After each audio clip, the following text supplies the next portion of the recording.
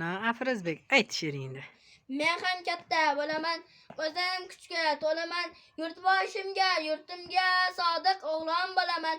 Men ham katta bo'laman, o'zim kuchga to'laman, yurtboshimga, yurtimga sodiq o'g'lon bo'laman. Ana. Sen she'r aytchaydin, ayt birorta bilgan she'ringni. Ayt. Juda qiziq oyoq yaya qiypiya chiqibdi tuxumdan oppoqgina kichkina qumdan chip deya so'z yasay onasini izyasay sovuqda yedi va cho'qisda. Yashasin. Sizchi? Jajunda de. Siz qaysi yerda aytasiz? Neda? Chip deng. Chip deng. Chet. Chip deb qo'ying. Chich. Chich. Hayır deng. Hayır.